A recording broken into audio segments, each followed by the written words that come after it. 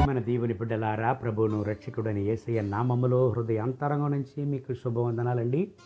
1 సామువేలు 17వ అధ్యాయం 45వ వాక్యాన్ని చదువుకొని ఈరోజు కొరకు మనము ప్రార్థన చేద్దాం.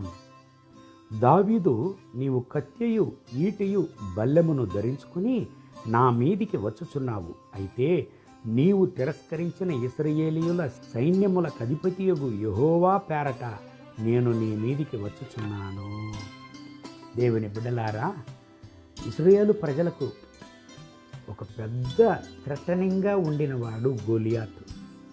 ఇశ్రాయేలు ప్రజలలో గోలియాతును చంపలేకపోయారు, ఎదుర్కొనలేకపోయారు. కారణం, అంత బలము గోలియాతుకు ఉండినది. కానీ చిన్న అబ్బాయి అయిన దావీదు గోలియాతుకు ముందుగా నిలుస్తున్నాడు.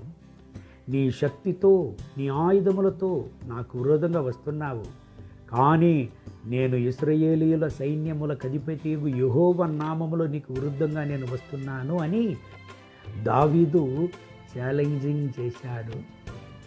దేవుని బిడ్డలారా, గోలియాతు తన యొక్క శక్తిని దావీదుతో కంపేర్ చేశాడు. కానీ దావీదు తన యొక్క దేవునితో గోలియాతును కంపేర్ చేశాడు. దావీదు తన యొక్క దేవునితో గోలియాతును కంపేర్ చేసినప్పుడు గోలియాతు యొక్క శక్తి, బలము, సామర్థ్యము, అనుభవము ఏమీ లేదు. దేవుని గణపరిచాడు దావీదు. దావీదు యొక్క విశ్వాసాన్ని, దావీదు యొక్క ధైర్యాన్ని గణపరిచిన దేవుడు గోలియాతును దావీదు చేతికి అప్పగించి దావీదు గోలియాతును చంపేశాడు. పెద్ద జయాన్ని ఇజ్రాయేలు ప్రజలకు దేవుడిచ్చాడు. అంటే అంత గొప్ప విజయానికి కారణమేమండి? దేవుని బిడ్డలారా, యెహోవాను, సైన్యములకు అధిపతి యెహోవాను గణపరచి దేవుని నామములో దావీదు ముందుకు వెళ్ళాడు. ఈనాటికి ప్రియమైన దేవుని బిడ్డలారా, నీకు ముందుగా ఎంత పెద్ద సమస్య ఉండినా, నీకు ముందుగా ఎంత పెద్ద సవాళ్ళు ఉండినా దానిని నీతో కూడా పోల్చవద్దు. నీతో కూడా పోలిస్తే నువ్వు చోలిపోతావు.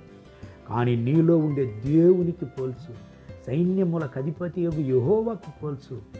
నీ యొక్క ఛాలెంజింగ్, నీ యొక్క పోరాటాలు, నీ యొక్క యుద్ధము ఏమీ లేకుండా పోవును.